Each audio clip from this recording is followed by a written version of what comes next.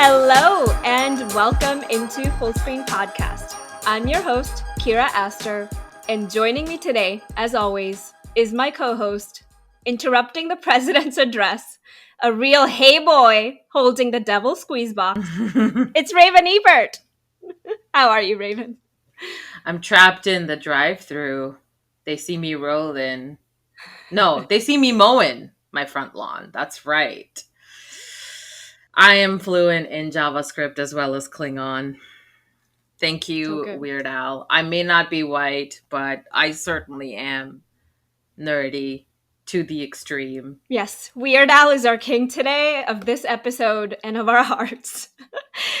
So excited to chat about the movie, Weird, the Al Yankovic Story, and chat about the Roku Channel. But before we explain the topic and dive into the topic, let's tell the listeners about our social medias. Absolutely. You can come check us out on Twitter and Instagram for as long as they are both around at fullscreen_pod. Like our posts and reply in the comments, engage with us to feed the algorithm. The algorithm is a mighty beast whose insatiable appetite must always be fed by our constant interactions. So the more you tell us that we're full of shit and our opinions aren't worth anything, the more we rise to the top. Isn't that fascinating? So come do that. Not only on there, but on our YouTube channel as well, where we upload our episodes of the Full Screen Podcast. You can find us on there at Full Screen Podcast. That's the name of our channel. You can also send us a missive on our email, fullyscreened@gmail.com. I don't know if anyone out there is still sending emails, but it feels romantic at this point. So Google, if you can add like a cursive font to your repertoire of the fonts that you allow within the email compiler, please do that because I feel like that adds to the vibe of email these days. Yeah, there's pigeon post, send a raven, just communicate yourselves to us. A raven for the raven. Great. Yes, we'd love to hear from you. Tell us your thoughts, tell us your topic suggestions, tell us your thoughts about tech, tell us your thoughts about streaming. It's a good time to talk about both.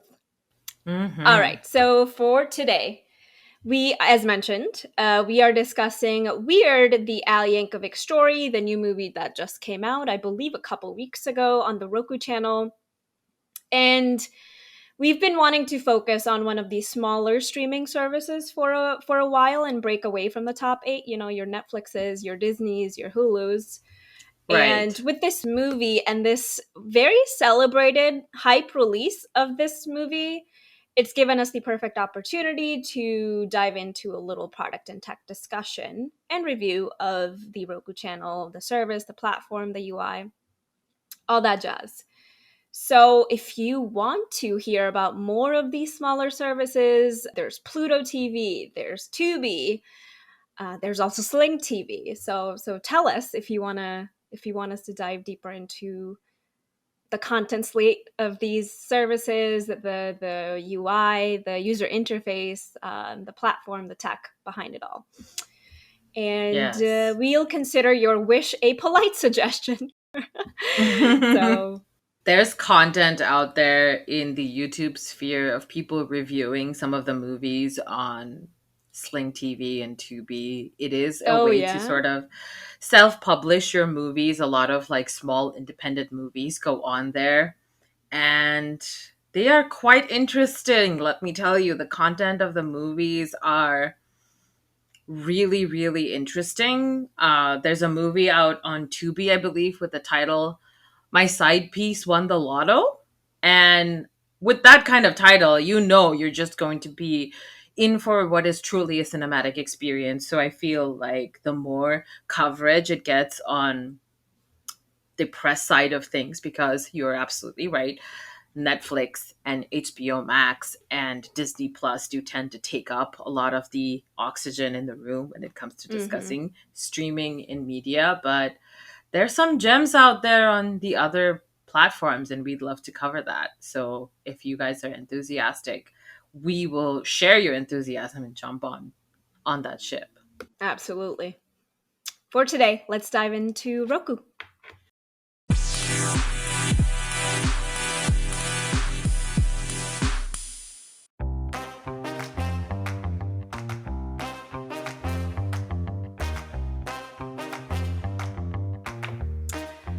Welcome into the multiplying genre.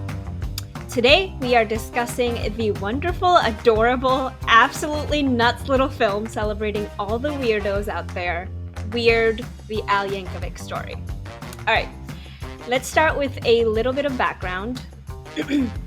So the idea originated with the success of films such as Ray. Remember that? 2004? Yeah. And I think there was also the influence of the success of Walk Hard, the Dewey Cox story, which was a direct parody of Walk the Line. Yeah. Yeah. But a lot of musician biopics, you're correct. A lot of biopics in general. Yeah. Yeah. And this led creator Eric Apple to create a Funny or Die sketch with like a fake trailer for Weird Al. And it starred Aaron Paul as Al. And this was a great choice because this was the height of Breaking Bad fame, right? This is 2010 and Breaking Bad, so this must be around season 2.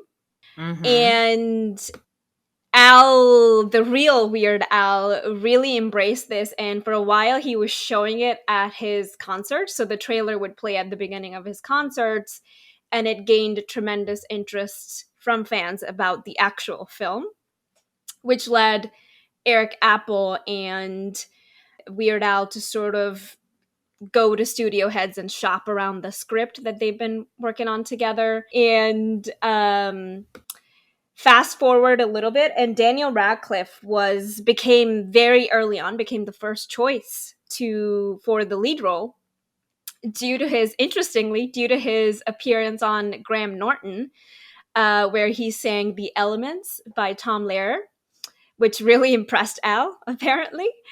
And I just want to take this moment to actually celebrate Daniel Radcliffe and the weird and incredible direction his career has taken since Harry Potter.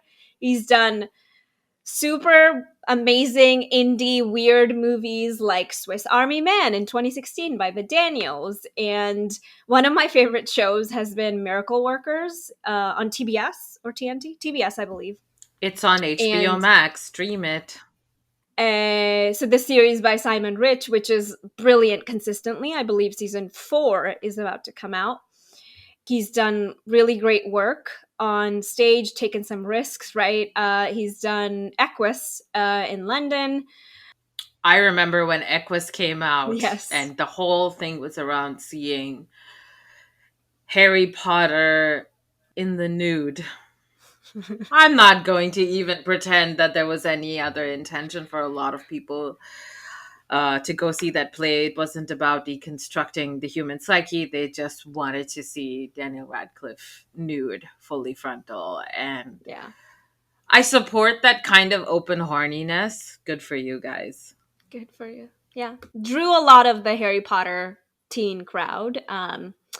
Yeah, so the Elder Wand was on full display. And this actually... God. It wasn't that old looking. Come on. True. The original run was in London, but then it also came on Broadway. And then he's done Rosencrantz and Guildenstern Are Dead in 2017 as well. So he's always... I really appreciate that he's always doing... Big fan of theater. For this movie, he's done all of the songs. So he did sing all of the songs. All the performance are his. But in post, they replaced it with like the actual song of so Al's voice, but he's actually singing, Daniel. And also learned to play the accordion with private lessons from Al himself. So, guy's dedicated. What else about this movie's background? So, the cast is chock full of celebrity guest stars, the Hollywood holiday mailing list, as Al calls it. Julianne Nicholson, Yorma Taccone, Rainn Wilson, Evan Rachel Wood, Quinta Brunson, who I love. She played Oprah. I am so happy for Quinta getting her moment, and it truly seems like a perfect casting because she is really good with deadpan. I can totally see why Weird Al just made room for Oprah to be in there because he was like, I want Quinta Brunson to play Oprah. It has to happen. So it was so good. The little side eye, the action she was giving of like just what's happened. There was like a lot of silence during that interview, and she's just like looking at the camera. It's perfect. And then of course Lin-Manuel Miranda, who we see in the beginning, like the first 5 minutes, I believe. P.F. Tompkins, Jack Black, Conan O'Brien, and so many more. And apparently many of these people actually found out about this movie and volunteered and signed up and like actually really wanted to be in the movies themselves. And once Radcliffe was locked, Roku Channel was very interested in securing the rights. So Radcliffe expressed like he was in, and then Roku Channel came on and said they were really interested. And the film was shot over less than a month, like 18 days in the beginning of 2022 with That's a a quick budget of 8 production million. schedule. That's a really quick production. And it was shot in LA. I think the original was supposed to be in Atlanta, but due to, I believe, budgetary and just timing concerns, they kept it in LA. At Toronto, it's had a good run during the festival circuit this year. At Toronto International Film Festival, TIFF, the film was the winner of the People's Choice Award for Midnight Madness. So there you go. Ah. Some quick background for this movie. So generating some buzz. Let's get to ratings. So Letterboxd, as we always start with Letterboxd, Power to the people. has a power to the people, baby. It has a 3.7 on Letterboxd, which is pretty good for movies like this, right? I think anything above 3.5 on Letterboxd is I start to pay attention. And my favorite review, actually, because you can comment on Letterboxd, right? When you give a review and a rating. And there's many great reviews, but my favorite is Bohemian Rhapsody could never. They could not, and they did not. They did And not. unlike Bohemian Rhapsody, I think this was funny on purpose. So, whoops. Yeah, I mean, true facts. And Rotten Tomatoes is an 84% rating, so that's pretty great. And just a quick call out about this rating. So this rating actually beats out the biggest movies, some of the biggest movies of 2022. So Black Adam currently stands at 40% rating. Doctor Strange and Multiverse of Madness at 74% rating. Minions: The Rise of Gru, one of the biggest movies of this year. Oh yeah, with the gentle minions. Oh, wrecking movie theaters across the country. So that stands at 70%, and Jurassic World Dominion stands at, and we mentioned this before in our pod covering ratings, this movie has a 29% rating on Rotten Tomatoes. These are all critics' ratings, right? That you're Yes, listing? critics' ratings. Yes. And then IMDb, this movie holds a 7.1 currently, 7.1 rating. None of those ratings shocked me, other than how high the Minions Rise of Gru was. 70%. Yeah. That's quite shocking. That's shocking to me. Yeah. Those movies are consistently enjoyable, though. They're not pretending to be something they're not. I don't know. I have a lot of elderly relatives in the Midwest, so I hate Minions. If you know why, you know why. But let's just say I don't visit their Facebook that often. I gotcha. I'm going to share some of my thoughts on the movie after watching it, but I wanted to read some of the quotes from reviews I read on Variety, on New York Times, etc. So Owen Gleiberman, a critic of Variety, in his review said, quote, "Weird is witty and inventive enough to sustain what could, in lesser hands, have been a one-joke movie, an SNL riff on itself. The film's ultimate joke is that Weird Al Yankovic's entire career was a joke, not just because he made so daft they're funny versions of other people's songs, but because what he did made him a court jester of imitation. Love it. Love this Hmm. sentence.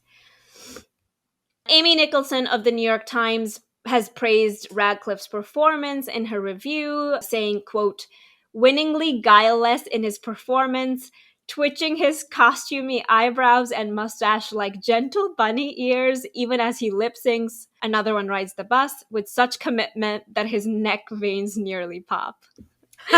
So good. So good. that's that's commitment to the character. Good for Mm. Mr. Radcliffe. And this is important to mention that he's actually singing, right? And it was all replaced in post. Yeah, You'll yeah. see it. He's like going for it. All right, now on to my thoughts. This movie, I loved it. I had zero expectations going into this movie. I knew nothing about this movie really, Mm. except that Daniel was in it. And I, at the end, found just completely charmed. I was completely charmed. It was so delightful and unhinged and off the walls, How batshit much homage. how much did you know about Weird Al Yankovic before you went to see this movie in your living room? Because it's not playing in theaters. I that's a good question. I honestly like the famous songs, like Another One Rides the Bus and Eat It. Like I knew those famous songs. I don't think I knew anything about his life, honestly. And fantastic. This movie actually made me question, like, is this real? Is this? I had like articles open, you know. So that was very interesting as well. And the movie commits to its like totally pitch perfect, like wacky tone, you know, with like, and there's like a sincerity and warmth because Al is in the movie. He's playing one of the record executives, and little things like, you know, again, like you have to have an article open on the side as you're watching it because you don't know what's true and what's not. Yeah. There's references to iconic moments in culture, like the ruckus, the mayhem, the hubbub that Jim Morrison caused at the Doors concert in 1969 in Miami, which I've heard about, but I've never actually heard the audio. And obviously, I've watched Val Kilmer's movie, so I watched that scene again, and I listened to the actual audio again, which is on YouTube, and like it's pretty much word for word copied in this movie when Al has a breakdown during a performance. And then there's like other things like the recreation of the famous pool party scene in Boogie Nights, and there's other references as well. But love to see this. Love to see this because I think Al has been part of pop culture for a while, right? Like he helps people by imitating Since songs, the right? By like 80s. yeah, and he helps people deconstruct pop culture in a very unique way. So to have these references to pop culture, I thought it was a great choice for this story for this movie. And we mentioned this a little bit earlier, but there's a lot of biopics out there, guys. This is the time that we've just been saturated with biopics, and that's probably because they're an easy Oscar bait. So this year we've already seen Elvis, we've seen Blonde, which don't get me started on Blonde, just a disgusting spectacle. I Irresponsible, hate that. I wish I could take back the time I spent to watch such a hateful movie. It was like just awful. truly seemed to despise its subject matter. And I have no idea if the Joyce Carol Oates novel was so derisive of Marilyn Monroe, but don't waste your time watching this. It's fan fiction at its worst. It is in the same category of like 50 Shades and After. It's the same Yeah, thing. it makes you think that the people involved in making this movie kind of hate women. Yeah, I'm gonna leave it there. I Um, I think that though the glut of the biopics, like you said, that's coming out for Oscar bait is very, very um, speaking to like those tendencies of people to think that acting is imitation, and so it's about rewarding those who can imitate the original person the best, and so they make all these splashy biopics to show you the actors' quote unquote range by being able to do an accent, or there's always a breakdown, there's always a fight, there's always like the same beats that you have there to show Mhm. the full spectrum of a person, and it still ends up being incredibly reductive. So I'm so happy that Weird Al took notes and said this is actually super funny. And Weird Al has always been a super nice guy from all Yes. accounts. He's very accessible to his fan base, which is why I also feel he's a super nice guy. And he doesn't have a ton of like clout that he throws around in terms of like bullying other artists or anything like that. In fact, he's the opposite. He's actually like the reason why parody and transformative works in terms of fair use is held up so much, because you can always cite Weird Al as a precedent for being able to make a good parody, or really use free speech in the way it's intended to, Yes. and not saying free speech to call other people slurs, but actually like have that platform to make a commentary on what's going on within the sphere of culture in general. Weird Al's parodies are sometimes just as iconic as the original song. I mentioned White and Nerdy, which I think has gotten the same amount of success as the original Ride and Dirty by Yeah. Chamillionaire. And his Amish Paradise is also just as iconic as Gangsta's Wonderful Paradise performance of by that song Coolio. in the movie. Yeah. That's terrific, because I think that song has done more to educate people about the Amish community than the Honestly, US yes. education system. So he's always the little guy that could, and I think that him working with the Roku channel to put this out is also very Is thematically correct, because they're yeah. also like the little guy that could. Yeah. They also are not angling for like highbrow prestige. They're not looking for award plaques and stuff. They're just They just want to do trying to good work make, and have a good time. yeah, good content that's entertaining, that makes you enjoy things and not take it seriously, which is very much Al's brand. Like, he knows humor. Everyone needs that Yankovic bump, you know? That is a real thing. I mean, it's an honor to get parodied by him, honestly. It means that you have Yeah. made it in terms of like being influential in pop culture. Yeah. In addition to being a pioneer, doing something that no one was doing at this level and this scale before, and opening up all of these doors for people after him and creating really just new ways to create comedy and music.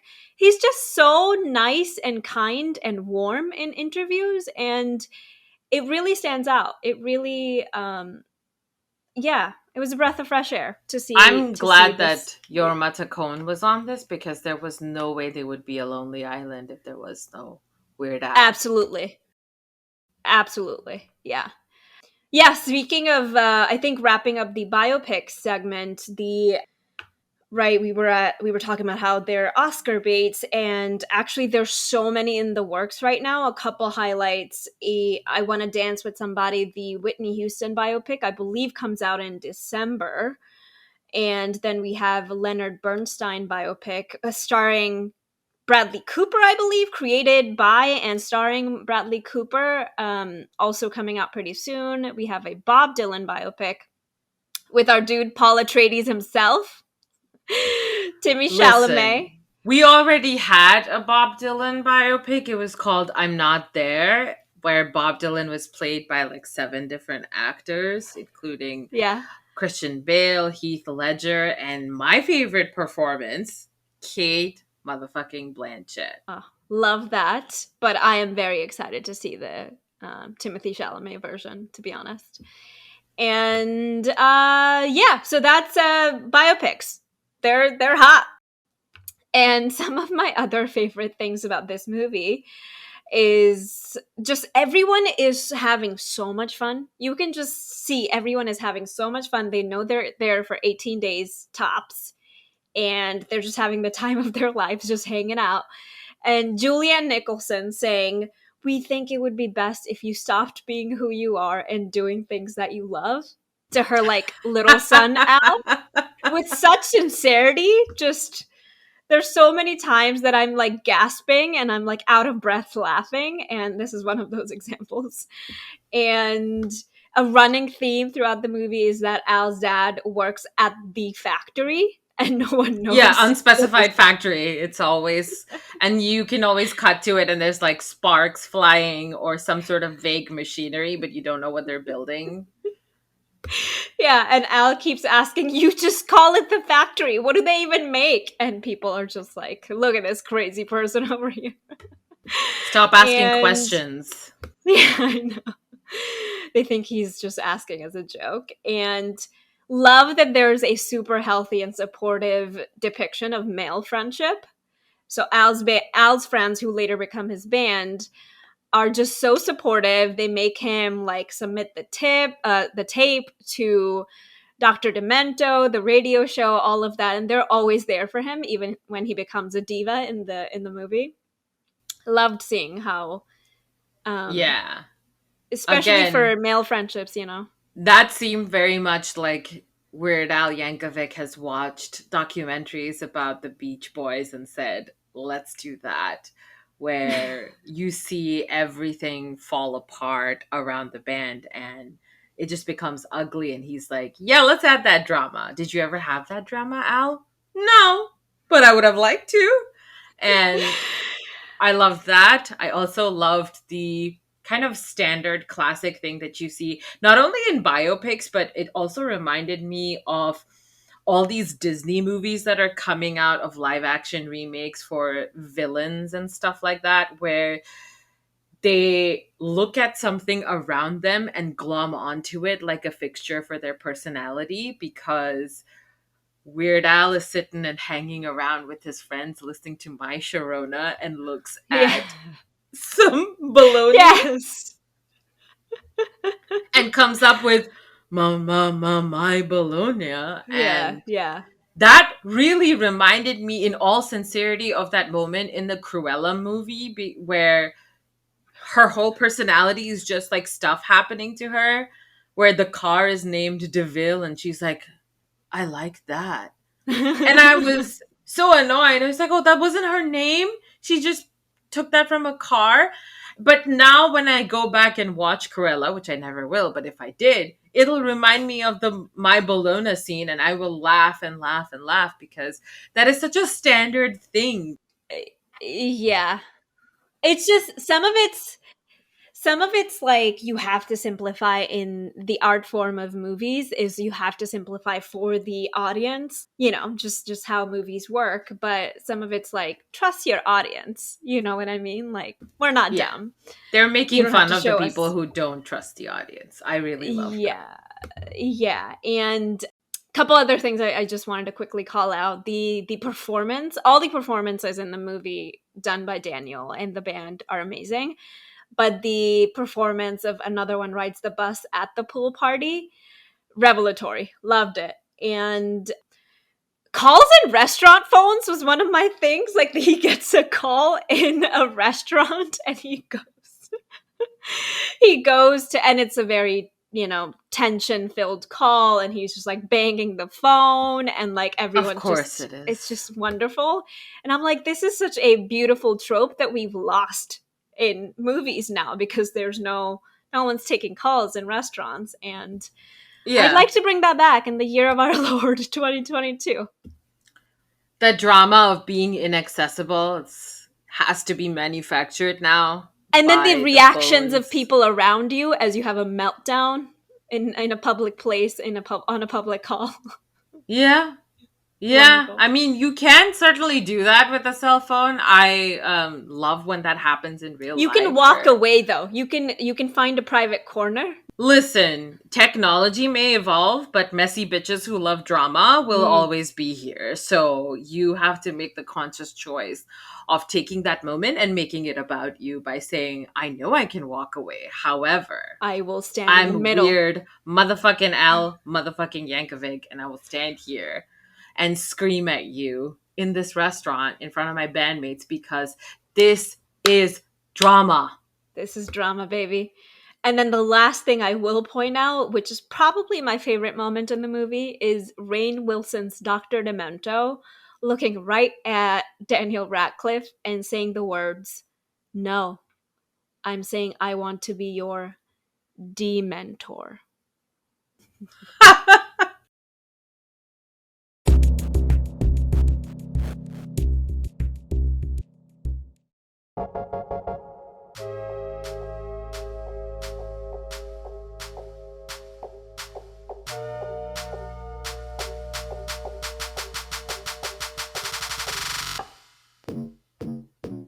Putting the fun in dysfunctional. Welcome to Cross Dysfunctional. So today we're going to be looking at the Roku channel and evaluating what it has to offer to the pretty crowded arena of the streaming landscape.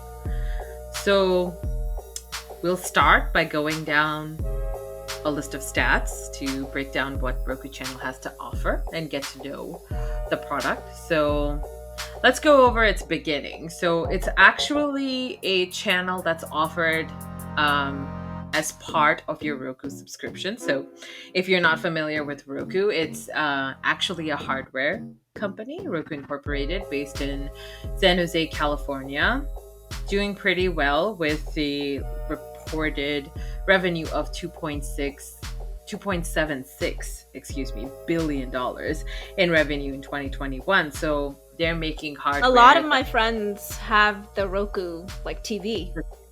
Yeah. So they make the TV, they make streaming appliances for you to basically consolidate all of your online subscriptions and make it easy also to manage payments as well. So it's pretty popular. It's gaining ground, and it's actually like a competitor. Those Roku TVs are competitors to like the Samsung Smart TVs and the Amazon Fire TVs. So that's their primary source of income. But in 2017, Roku launched the Roku Channel as a freemium subscription. So it's free with ads being played for the physical digital media players manufactured by Roku. And then in August 2018, it became available to the general public as a standalone offering in the United States and Canada, and has expanded its reach to the UK around April 2020. And in Mexico, it was offered the same way, the same time this year, October 2022. So it's been expanding its reach and gaining new ground with users.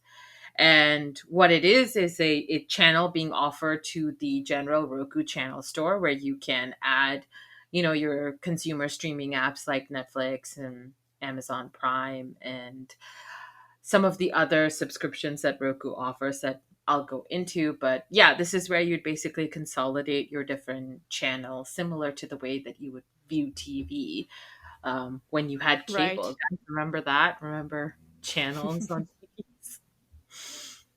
So it's been doing fairly well, definitely been gaining a lot of ground. In the end of 2021, they had about 60.1 million users globally, with 73.2 billion total streaming hours being posted. So that was pretty good, but that was during kind of the peak of streaming in general. And as things have started to shift within that paradigm, they saw slow growth in 2022. So that's resulted in some cutbacks at Roku and presumably the Roku channel as well. I don't think they got as many new users that they were expecting to, but the release of the Weird Al Yankovic biopic, the prestige offering, could definitely change that and bring more eyeballs to Roku, because there's been a lot of press around that. So that should help out. I would say that Roku channel is kind of comparable to the way Apple Plus and Amazon Prime streaming is considered, where the primary goal of those companies is completely different, and they just happen to have a streaming service as an additional form of revenue because it's not the primary moneymaker. Right. Apple obviously wants to make hardware devices, and Roku is also making hardware devices. So that's like a direct comparison. But unlike Apple TV, I would say it aligns more with Amazon Prime, where you get Amazon Prime streaming services free with your Amazon Prime subscription that you're getting because you want benefits of like receiving your packages from the Amazon delivery system early. And Don't you so want your TV to interrupt content to tell you you have a new package? Yeah, that's what they're going I don't for. think I don't think Roku is doing something that disruptive. They're just like, "Hey, you bought our system, you get the Roku channel for free." And it's free to anyone who doesn't have the Roku player as well. So it's not restricted to people who have to I have a Roku hardware device. I loved this strategy of like come here to see some content on Roku, but stay here for maybe like maybe you'll like the device, or maybe you'll actually purchase our device. Maybe you'll play around with the Roku hardware technology. So it's a nice like way to get a customer that wouldn't usually come to the Roku brand. Mm-hmm. And in terms of content, so you have a combination of licensed and original content, kind of similar to Amazon Prime, where they're, making their own content, but also, of course, licensing it from other studios and creators and allowing you to view them in that freemium format of where they have ads playing, where they have licensing deals with Sony Pictures, Warner Brothers, MGM, haha, Lionsgate, and Paramount Pictures. So they also license content from specific channel partners that they have. So this isn't restricted strictly to TV and movies because they're working with American Classics, Film Rise, Noisy from Vice Media, OV Guide, Popcorn Flicks, Vidmark, and UU. So they have a lot of like short form content as well. So if you like documentaries, if you like the Vice News reporting style that Noisy does, for example, you can also check out that content on Roku Channel. So another interesting That's cool. acquisition that they did in content was, yeah, those kind of channel partners where they realized that I feel like this is like a competition to YouTube in particular, where it's like Mm. browse the type of media that isn't traditionally supported through streaming, where self publishing does happen on Amazon Prime, so you can see a lot of varying quality content on there. So I think Roku was also trying to get into that space and say, okay, it's not just traditional media. We want to support independent creators as well. So Gotcha. unfortunately, I That's think very that can interesting. that can be like a rabbit hole down to a lot of like shitty content. I think there was some Yeah. heavy moderation in 2020 and in 2021 around the type of independent content that was being published on the Roku channel, because a lot of conspiracy theory nonsense around particularly the efficacy of the COVID-19 vaccine was on there. So they had to get involved and do manual moderation. But I do appreciate the fact that they took that seriously and actually stepped in to remove that content entirely and demonetize it and deplatform it. There wasn't any faffing about or trying to skirt the line of we want to support free speech. Okay, So so it no longer exists. Like it's gone no. from the platform. Yeah. Okay. Good. Mm-hmm. Yeah. But they still have garbage on there because in 2021, in the month of January, they acquired all of the content from the Super Smash Success streaming service Quibi for R.I.P. $100 million. $100 million, which I feel like um, seems like a lot of money, but I believe was a pittance for Quibi because it wanted to be like $1 billion company. And all of that content was rebranded as Roku Originals. So I'm Hmm. very excited to actually go and see like Murder House Flip or the 50 States of Fright. Um, I haven't actually watched that content, so I'm curious to see if they still have that stupid vertical formatting that Quibi had. But Yeah, all the Quibi content is on there. And Interesting. they also have live TV and premium subscription, Yes. so you can watch some live TV as it's happening. It's right There up top. This was is what they push for a lot. It's right up top as you log into your Roku channel. Yeah. Yeah, I think that makes sense from an advertising perspective because obviously live Yeah. TV is hooked into playing ads in the middle, and there was reruns of The Price is Right, and I just felt like, oh, Roku knows that some days you just you don't want to watch the gray man to zone out. You just want to watch Bob Barker test the knowledge of average Americans to see if they understand the complex dynamics of macro and microeconomics and how it affects the pricing of goods and services. So you can definitely scroll through that and watch that, or the millionth episode of those crime procedurals on CBS as well that your grandpa watches and affects his perception of how the American justice system works, particularly forensic science. So There's many, many curated lists of crime dramas, like crime thrillers, crime this, crime that, So you can they're targeting yeah. a specific demographic.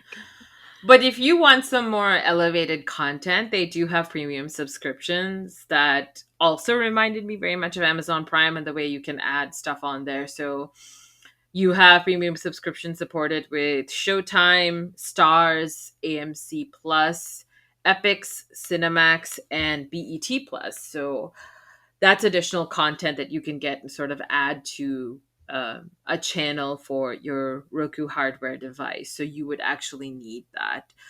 But you can facilitate that through the Roku channel account that you have.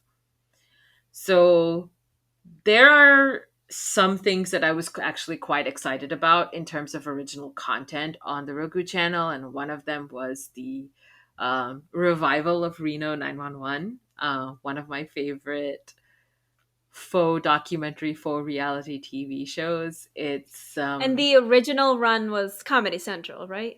mm-hmm. Yeah, yeah. It's where I discovered um, a lot of really fun people that pop up randomly in a lot of different TV shows. I love Wendy McClendon Covey, who is hilarious in this and in Bridesmaids. And there's Niecy Nash as well. So they got a lot of the cast Yeah. back for Reno 911. So I was really excited about that. And it's just like the type of irreverent comedy bullshit that you would expect to see on a platform like this where they don't have a lot of oversight. So they're going, tee hee, Oh, look at it's what we're not just getting away with. reruns, it's actually a reboot. Brand new Oh, content, that's baby. cool. Oh, Yeah. wow. Good for It's them. like I wouldn't even say it's a sequel or a reboot or anything. It's just like, it's just picking up. They just made more episodes and they don't care about like continuity or plot, right? It's new Oh, Reno yeah. No 911. one So, cares. there's that. And they have some original content from resident MILF and GILF Martha Stewart. She's thirst trapping over there and trying to make me horny about Thanksgiving arrangements and I don't know, floral arrangements around Christmas. Oh, I just saw her talking and I was like, this is the original girl boss. Go get it, queen. Teach me how to Yeah. fold a No, napkin and make a lobster Snoop's under her dinner. spell, she knows what she's doing. Mhm. She's got some original content out on Roku, so you can go check that out. They also have one more thing I'm really interested to see, which is Heathers the musical. I saw the musical episode of Heathers on Riverdale and hated it. I've seen the original Heathers several times. It's uh, the reason why I say "fuck me gently" with a chainsaw. Where my husband didn't know that reference, so he was like, "That's really violent." And I said, no, it's a reference to Heathers. So Yeah. I'm excited Yeah. to see what they do with Heathers the musical on here. I haven't watched it, but I really hope they capture the spirit of the jaded 80s youth on that. So Do we know when that's coming out? It's already out, so I'm watching it right after I get my weird on. So yeah, my plan is to go through that and then all the the Quibi stuff. So, which is pretty good. There's a lot of stuff for, a free account. So when I signed up for Roku Channel, it didn't ask me Mm-hmm. for a credit card or anything. So it's completely free in that way. So you can Mm. see, all this content with ads in there to support their fee structure. And of course, there's the additional fees that you have to pay for watching like premium subscriptions and to add live TV channels that don't come kind of standard with that free package. So, for example, you can add the AMC network and watch season 25 of The Walking Dead, because what else are they going to do? Make another Mad Men or Breaking Bad? No, they've got that. They will beat that dead horse to a pulp and then watch the corpse of the dead horse rise up. They You can got just the new add it to your. interview with a vampire That's on AMC Plus. series. You can check that Yes. out on Roku as well. So if you want to pay for episodes, you can do that on there. So Yeah. what's nice, and you can kind of use the Roku channel on your web. So it's like a web content as well. But you also have apps for mobile and then of course integration into your smart TV. So you can watch these vampires be pretty gay. Sorry, Anne Rice. I don't know what you were going for. This is pretty Real sexy, um real gay, New Orleans. What else you got? non-heterosexual. Yeah. It's good old Lestat is up to his bullshit 100% on this, and you can actually check that out on the web channel, the mobile app on your iPad or tablets or whatever you use, and of course the hardware that they support with their Roku and Amazon Fire. You can also integrate with the Roku Channel app on the Roku TVs, and your Amazon Fire TV and your Samsung Smart TVs as well. So that's like their list of officially supported items. I do have a Chromecast, which I do see the Roku Channel in. So I believe that they support it with the authentication, but they're not maintaining it as a separate app according to their website. So if you do have smart Okay. TVs that you see the Roku channel in, I think you can still log in. But if you run into issues, they're not gonna scramble to fix it. So yeah, there you go. That's kind of a summary of the offering of what you can get with your Roku channel platter, all the different components of the Roku Thali, if you will. So the Roku channel is the word I was used is unpretentious. It's a very simple offering, and they're not here to do anything groundbreaking in terms of presentation. So what I liked was that it was a very straightforward app. Really simple sign up process. Like I mentioned, they're not trying to bog you down with information overload. So you just kind of have to enter a minimal amount of information in there, and no credit card. So that was good. It's also got a really simple user interface UI. If you've used any streaming platform, it will seem familiar to you. So you're not like having to build up a learning curve and figure out how to use Roku. It's pretty simple. And I tested it on both the desktop and web applications as well as the smart TV. And all the controls are pretty intuitive. So I wasn't lost in trying to figure out how do I go to something. It was pretty clear in what I had selected, for example, which is a problem I run into in HBO Max, where I'm like, I thought I was clicking on one thing, but I clicked on the other. And I didn't run into that with Roku, so I'm really happy for that. There is something to be said about the simplicity. It was very simple. The words are very clear. Yeah. And that's it's very special at this in Yeah. this day and age to have this. Yeah. I'm glad that that's what they seem to focus on, was just like making it really clear where the user was And I think there's also infinite scroll support on the desktop and web application as well as the Shouts smart to TV. Infinite Scroll. Love it. Love a good Infinite Scroll. You know, Yeah, I mean, it's always, we talk about journey extenders, right? You mhm. don't want to run into a dead end, because that's it. You can lose the customer. But to have an infinite scroll and like multiple times you can surface the same content in different ways, and Yeah, your journey never ends. it highlights a lot of the content that they have, but it also makes the user feel like there's a lot in there. It keeps them in the Mm-hmm. product for longer for sure, but I think it also helps to the perception of the fact that Roku Channel has a lot to offer in terms of content. So the people will feel like, oh, this is a good deal. I want to come back and check out this app for, watch options when I'm deciding where to spend my time streaming the next time I'm watching something.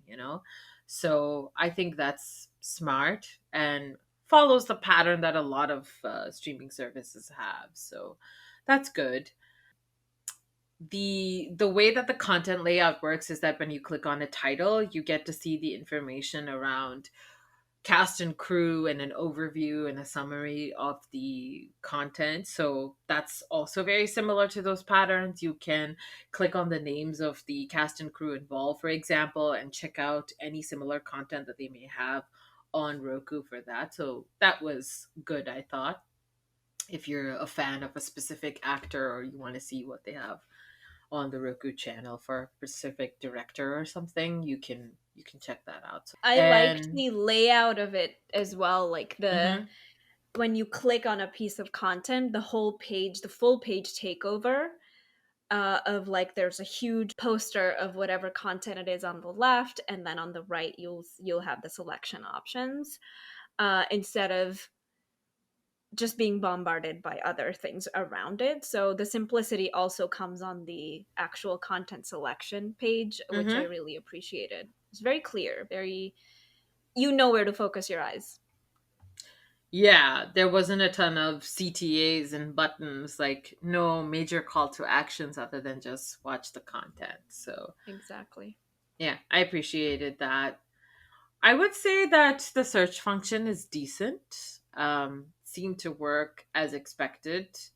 I felt that one of the things that was lacking was the ability to search for the name of one of the people that is involved in a project. So if you type in the name of somebody like Daniel Radcliffe, you don't actually get the Weird Al Yankovic movie. So that's something that could be Ah, improved you because can't I think search by they're cast and crew. no, their search is very limited to, I believe, the title of the offering. But the search UX itself was pretty quick. Obviously, they're bringing up those results very quickly, and the results themselves are, yeah, pretty easy to navigate and, help you get to the right result that you're looking for. But as always, the search function is like a very difficult thing to implement because of so Yeah. many requirements from the user. So, yeah, I think there's a lot of room for improvement around that. And I know that's what we're getting into next. So, I will let you take it from there. All right. So in terms of what the Roku channel can improve, you got a lot here. And we say this, all of this with love. Yeah, they're new. We're sympathetic. They're probably not as well funded as the others. They're trying to, gain ground and they intend to keep themselves free. So let's give them respect for that. Shouts to that. So I will say I downloaded the app to watch the Weird Al movie, and I didn't, when I signed up, I was there and I could not find the content. I could not find where Weird Al was. So there doesn't seem to be proper promotion for its original content. And this movie is like no joke, right? Has had a great run during the festival circuit, as we mentioned. They haven't paid attention to Mm. really having it promote or show up at the top of their homepage, content homepage. I It's mean, a shame. Weird Al is a humble guy. He might have just been like, please don't do that. It's kind of embarrassing. But I would have Regardless, ignored I think that. as the studio exec, yeah, I would have been like, Hmm. I'm still gonna put your face out there. Yeah. And for people, I'm assuming, like us, they're getting a lot of new subscribers, a lot of new, users at this time. And you keep me there, grab my attention within the first 2 seconds. I don't make me work harder, do the work for me, tell me where to click, show me the content I'm here for. Yeah. The And live TV, like you mentioned, was above Roku Originals. And I thought that was interesting. Seems like it would have been the other way around, but it wasn't. I'm wondering what the decision behind that was. for me, I tested it on my Prime TV, my Fire TV, and the originals is not even a section on the homepage. You have to click on the left menu, and it opens, and then it shows you a little like navigation item, Roku Originals. So it didn't even show up within my like homepage scroll. It required a lot of clicks to get there. And Raven had talked about the simplicity of the UI in general, the simplicity of the content page. Once you do select content and you click play and you can view cast and crew information.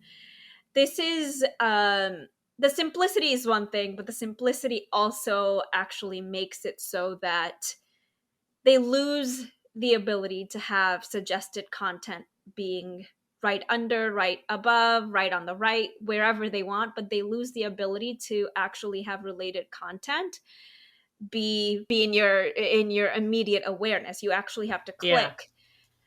You have to click, I think, 3 or 4 times to get to a CTA that says suggested content, and then Hmm. you get to see, which is in a way very respectful and very different in a way. And on the other hand, they're kind of losing out on people once they're done with Weird Al movie. What else do I watch? You know what I mean?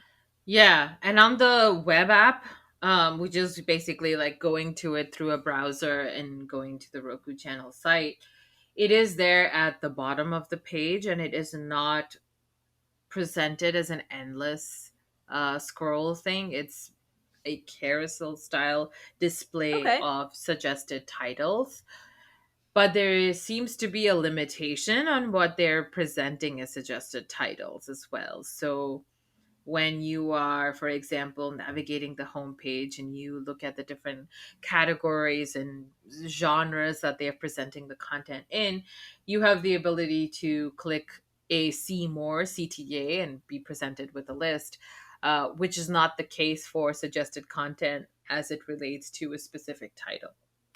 Mm, yeah. Gotta work on those algorithms. Yeah. Comes with proper tagging of content and proper tagging of Mm-hmm. like themes being talked about, which will forever say that Netflix is just like excelling at like niche Yeah. tagging of They've content. been working on it for a very long time.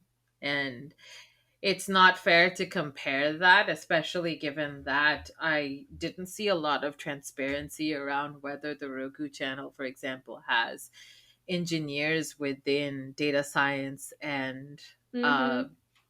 in actually building out a real algorithm as opposed to just sort of making a really quick pull off things with the same tag. So it's just like a broad sort of comedy and things like that, but they're not really Yeah. tying it to data around viewing habits and similar ratings and things like that. So, So general promotion strategy, I think they could use more work on of how to get a customer who's already there to get them to view more content within their app. And now let's get to video playback. So once you've selected something to watch and you are watching it, the caption selection, the just general selections of like how to enhance your audio, enhance your video playback is a little, at least on Fire TV, it was a little less than ideal. It was a lot of the things are horizontal scroll. So if you are selecting captions, it starts with like English US, English UK, whatever, and then you don't know what the options are. And while unless you click until you click on the next thing, you don't know what the caption options actually are. And we are more used to at this point to actually, when we click on captions, there's like a little like menu that opens up that shows you all the options that you have up front, right? So Mm-hmm. you know exactly where to go. So this was unexpected to see this kind of selection for the Yeah.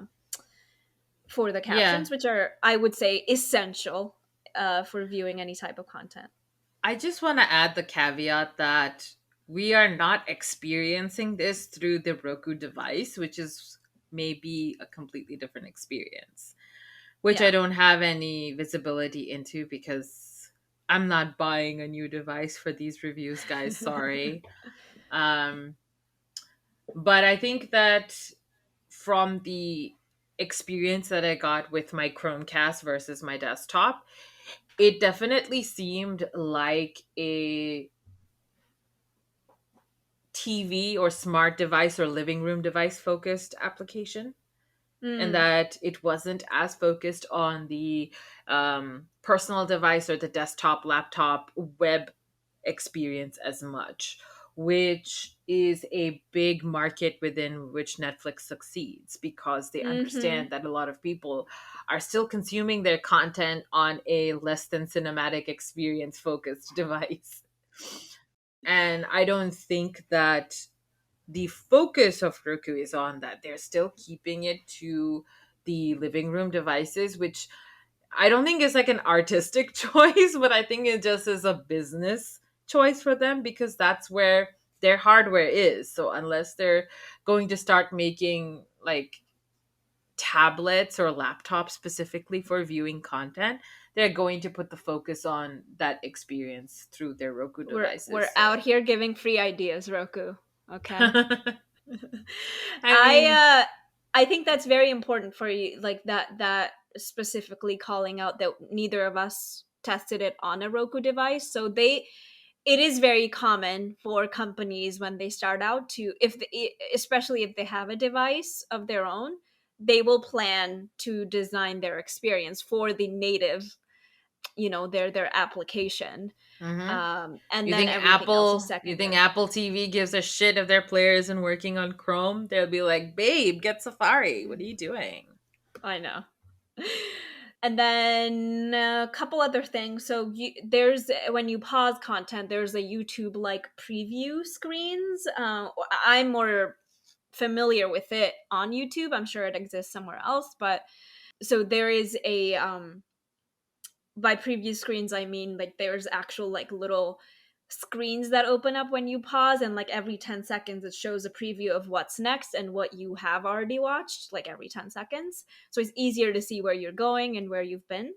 While I like this, it does take up at least like 40% of the screen, so it's like gigantic on my Fire TV, which was a little bit disconcerting. And I will get to the performance now because this is a big thing. You need, Yes. especially in your early stages, and I understand in your early stages it's hard to actually make sure your the loading times and the general speed and performance of your application is up to par.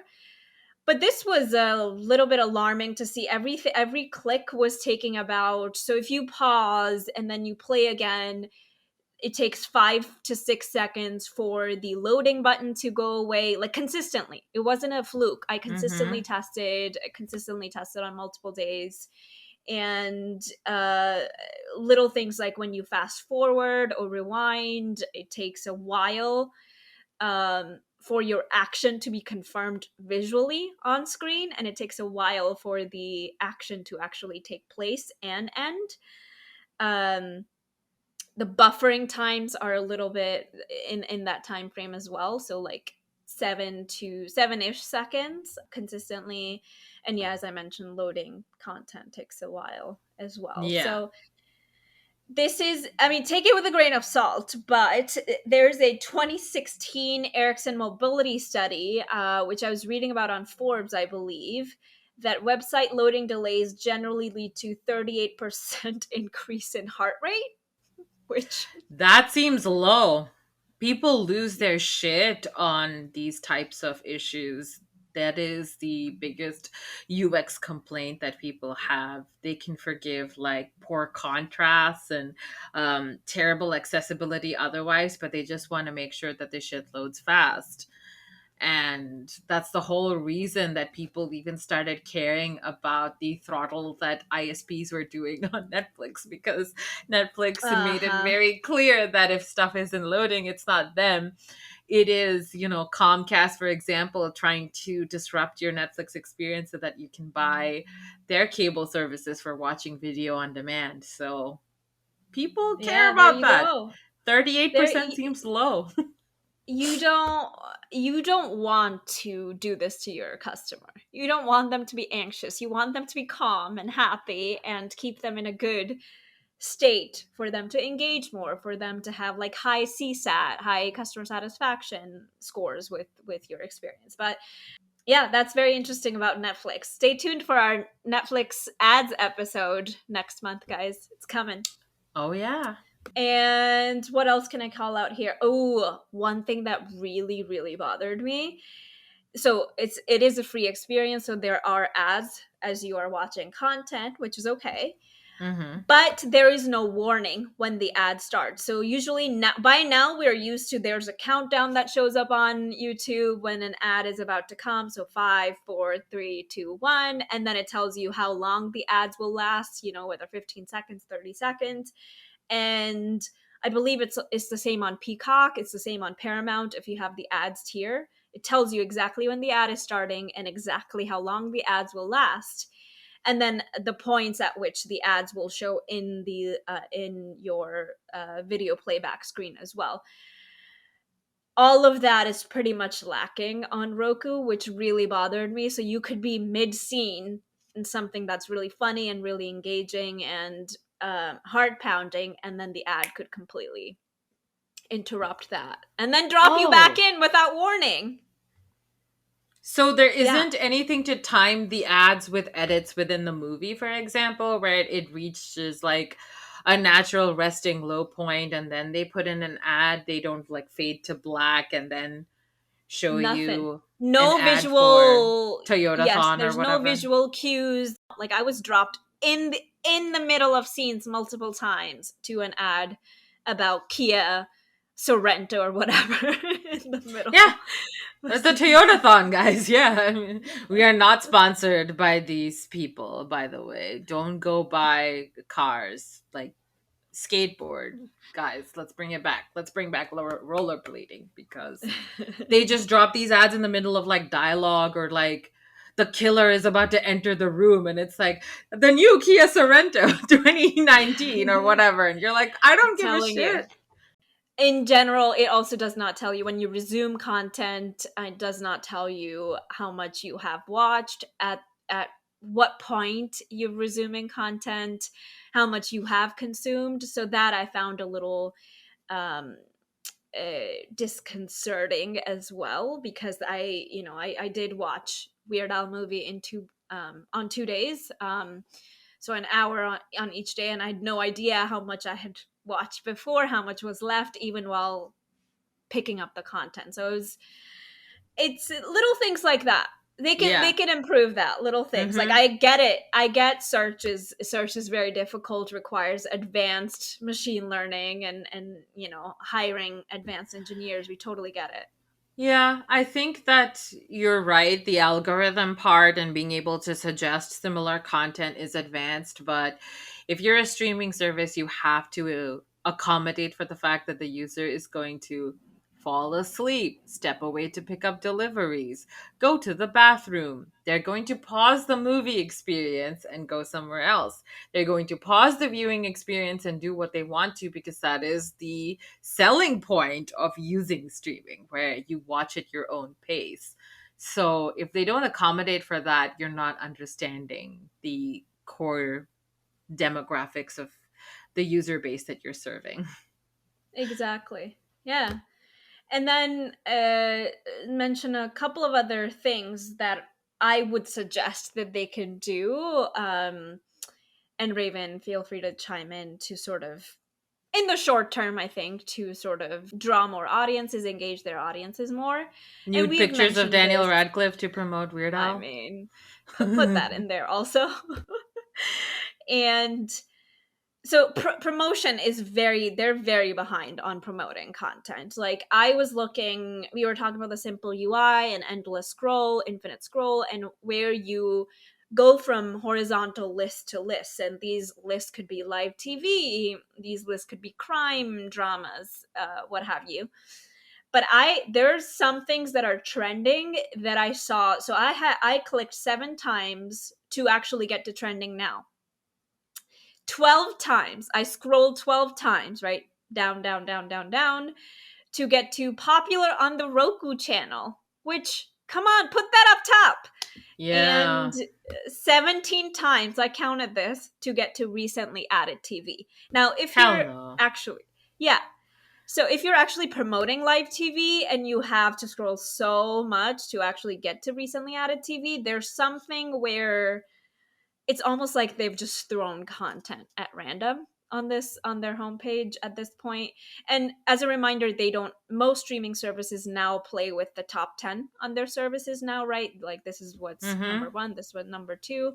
They don't have a Mm-hmm. top 10 right now, but in lieu of that, if they don't have advanced, machine learning and all that fancy stuff, they can do trending now. They can do recently added TV, just like move that up, reduce They work from don't my need to end. add machine learning to collect metrics around what was viewed. That's Yeah. not as Well, that's complex. another thing. Are they collecting proper data to actually then action on it?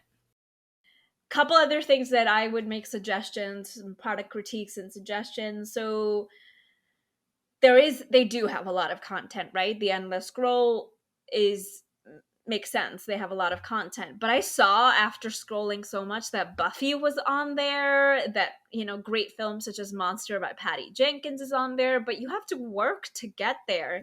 And Yep. my eyes really struggled to focus, and because every icon of the content preview is the same size. Every list looks the same, everything is the same, and little surprise and delight never hurt anyone, right? So when I'm scrolling, show me a little, like, little effect on my selections. It could be like a little gif or little, like, movement in the content poster itself, or it could be like a little bounce, or like color change or something like that, a little shift, that keeps me scrolling, right? That makes me stop, read about the content, and keeps me Yeah. scrolling as well, engages me more. There may be a um component of that in trying to learn more about you as a user, which is expensive because it takes time to build that, it where, sure is. yeah, you have to spend time in the application as a user for the application to collect information on you. That requires data science. That is entirely AI driven to see what you're gravitating to as a user in terms of content. But you're right. I was also Mhm. delighted to see that they have Murder She Wrote, and I know exactly what I'm going to be doing in December. The great, late great Angela Lansbury, may she rest in peace, was an excellent detective, as was Columbo, which is also on Roku. So it took me a while to dig through all that content and find that out. There is a good component of the way that content is organized because they do have the section that says leaving Roku soon because they're Yeah, licensing stuff. So that was it up is, top. I have to say that was up top. yeah, and it's like, watch this before they leave. So I did like that that was higher on that priority list, but it should still be below like what's trending, what's getting people talking on Roku, and what was newly added, and Roku originals. Absolutely. And um the other thing I would say, like, little, I expected to see like a big old, like, promo for Al, as soon as you log in, but there was nothing, and that was surprising. So, Yeah. um, What and did these you think dynamic about preview. what did you Go think ahead. about like the way the content is presented? Like the posters also were pretty standard and stuff. And I know that Pretty Netflix standard. has some variety in the way that they present posters, for example. Well, they So play with the sizes of the posters and actual like dimensions, right? And I actually really love that, even though I don't love the little like audio video preview that happens when you click on an icon, or when you hover on an yeah, icon. people need to It's stop not. that. Yeah, I mean, take away the audio. Like, when the audio is the Yeah. problem. Like, I'd love to see like a little preview. Keep the closed captioning. Yeah, that's nice, Yeah, but audio automatically on, nobody likes that. yeah. And the one thing in general of presentation, Raven, that I would say is that I was also taken aback that there's no like top dynamic preview that is standard on every streaming service now. You know what I'm talking about? You go on Disney, you go on Amazon, and Mm-hmm. there's a dynamic preview that has like maybe top 5 content just like circulating. It's there on the web app. It is a limited dynamic preview. From what I checked out, it was just three separate ones, and only one of them was like a standard banner of saying "Watch Roku Channel," Yeah. and not that much content highlighted. But it's there on the Interesting. web application. Yeah. Interesting. Okay. One thing to be said is that we are students of this, right? We are investigating this. We love to just parse these things. Most people don't. Most people are in and out. And you're losing a lot of people, Mm-hmm. and their eyeballs on your ads if you don't give them, if you don't organize things better, if you don't use the customer data to give them exactly what they want and spice up the experience a little bit. These Yep. little things go far. I'm going to make some assumptions here that if you are a streaming service that allows people to watch Matlock, you are going to expect customers of a certain age group to come in who are not as patient because they literally don't have the time for that, like on this earth, I mean. And if you're going to waste their time clicking through, they're just going to switch back to watching TV the way they know how to. So Yes. there are user Yes. interactions you have to take into consideration for different user types as well in terms of tech savviness. And what did you think of the branding? I feel like Netflix in particular has a really strong branding, with the Yeah. red and the black background and the logo and even the sound. I didn't get that sense from Roku. True. I actually don't remember what color even the app was. Was it purple? I think Was the it purple logo or itself. was Weird Al's poster purple? Interesting. Weird Al's poster was purple. The logo itself, I believe, the one on Amazon Fire TV is Mm-hmm. Is white purple with too. purple font, Mm-hmm. and yeah, nothing stands out except there was a lot. Nothing stands out in terms of branding, but once you are on the app, I did see Roku a lot, just the word Roku a lot, on whether it's like the list as you're doing your infinite Yeah. scroll, or when you select things like Roku Originals, Roku this, Roku that, Mm-hmm. Roku settings, but otherwise nothing that It's builds, like nothing that lets me, if I'm just paused on a screen, no one would know mm-hmm. what app this is. Yeah. Purple branding comes in because I remember the logo for the spinning content loading icon is purple, and because I am conscious of these things, or even if I wasn't, I feel like I would associate the purple with HBO Max first because that Yes, color scheme is very prominent on there. So absolutely. another suggestion is to try and find some type of branding that helps you stand apart from From a HBO top 8. Max. Yeah. Yeah, Mm-hmm. that's a Like good Disney point. Plus is blue, Netflix is red, Hulu is green. There's like really clear branding in that way.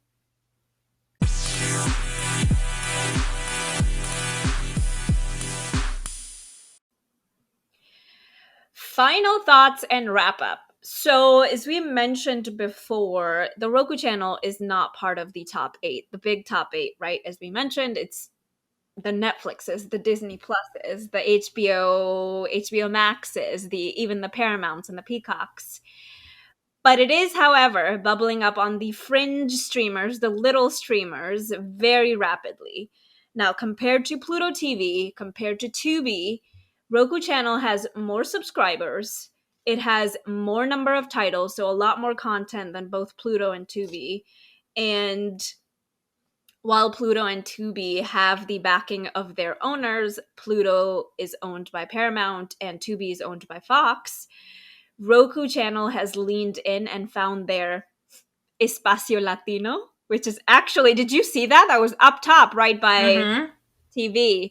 So I was happy to see they are actually showing a different, different language content than just English, and actually promoting Yes. Spanish language content. And I saw Mm-hmm. a lot of, while scroll around and play around on this app, you do see a lot of Spanish language content, and the channel actually is called Espacio Latino. And I love that they maybe cannot compete with the power of Fox and Paramount right now, but they have found at least one thing, this like niche content genre where they are partnering with I believe over a dozen Latino channels, and this is what's differentiating them a cut above the rest of these like fringe streamers. Pluto does not have these partnership with Spanish language channels.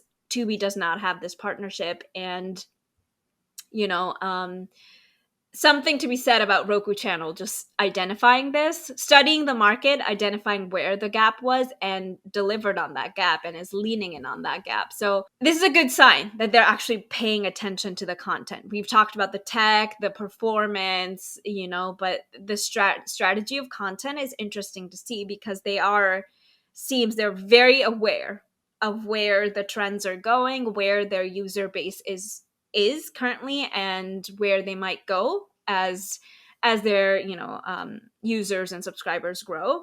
And who knows, maybe as they study the trends and they keep up with Yeah. what's good out there, who knows, maybe they'll do a Hercules TikTok musical themselves. Maybe No, they'll I do don't want something that. first. What I would like to see is something reminiscent of the Weird Al biopic. In 2015, Will Ferrell and Kristen Wiig starred in A Deadly Adoption for Lifetime. And Mm, people were like, what the hell? They're doing a Lifetime movie?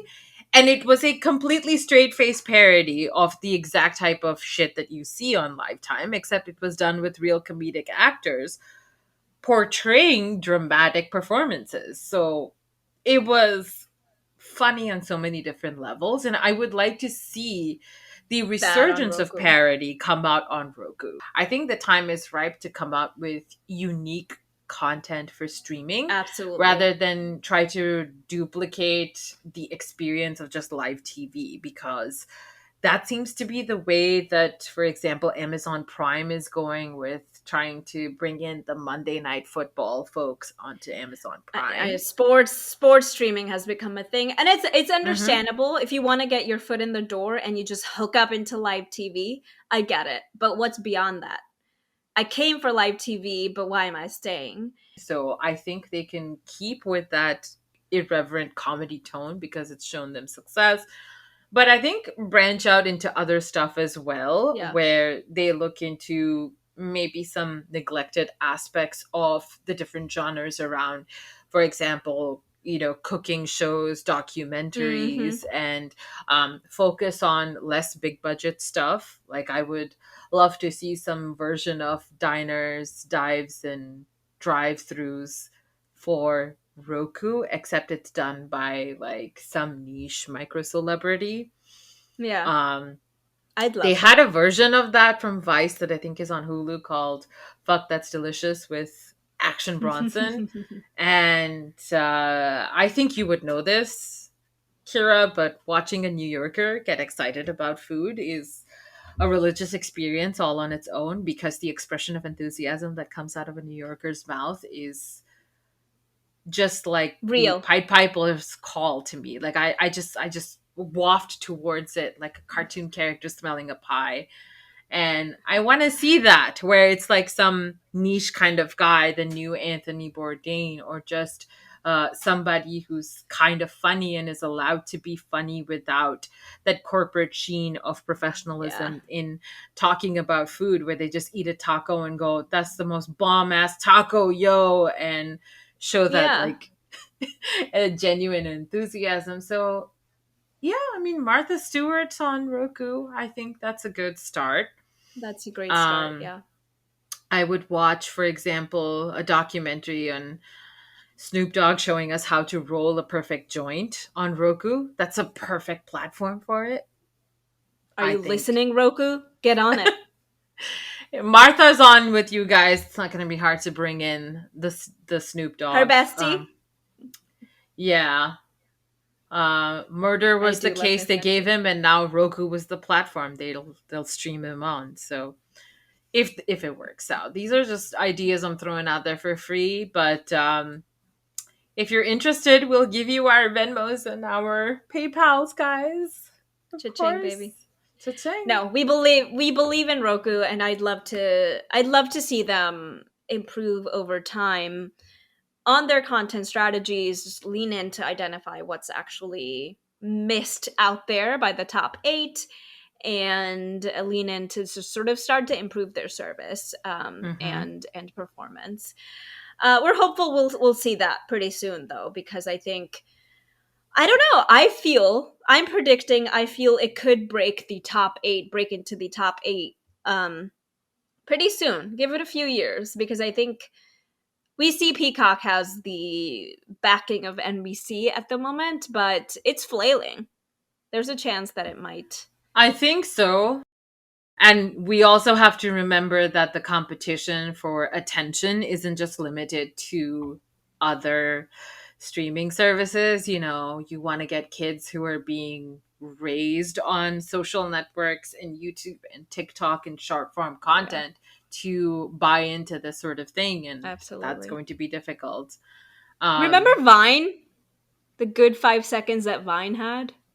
7 to be precise. It was bought by Yes. Twitter and killed by Twitter. So They did um, nothing with it. Zero. my feeling is that, again, Roku seems to be going down a very specific direction of like, we want to keep in older viewers. Like they're about to start a partnership with QVC, and that immediately to me Oh, smells yeah? like Okay. stay at home moms, grandmas, and people with credit card numbers that they're just giving out willy nilly. So The last time I watched QVC was in Hacks on HBO Max. right, the last time I watched QVC was when I was at the hospital, maybe 10 years ago. Oh, Lord. Um, but they are doing like a partner with the Home Shopping Network and QVC to do like the live TV live stream on Roku Channel. So that's obviously a new strategy That for could them be to get interesting, yeah. revenue. Yeah, but I think they're ignoring like the rising influence of young content consumers, Yeah. unless they're ironically watching QVC, which in that case, good. When you talked about the foreign language representation on the channel, Yeah. I think that could also see some improvements. Netflix got on that. Hulu also got on that, where they started to add like East Asian soap operas and dramas on there for consumption. We were talking about wanting to watch the classic garbage on ZTV on our horror podcast show. I think that could be a natural extension of what you see on Roku as well. So yeah, those are kind of my inputs, is that don't forget the young audience and don't forget an international audience as well. It will definitely help you grow. I know that they're offering in the UK, for example, you can get BritBox, and if they cater to international content more and more, there's so much from different places that There's people would want to see, especially on a free platform with ads. Go for there's a it. lot of opportunity. Yeah. Yeah, Mm-hmm. 100% Raven. I think that's where we'll leave it for today. For next time, we mentioned it a little bit, but for next time, we're talking about Quibi's failure, a retrospective and a cautionary tale. So get ready. We're diving in deep. It's retro time, baby. It's retro time, product folks. Get excited. But that's it for today. We'll see you next time, Full Screeners. Bye. Bye, everyone.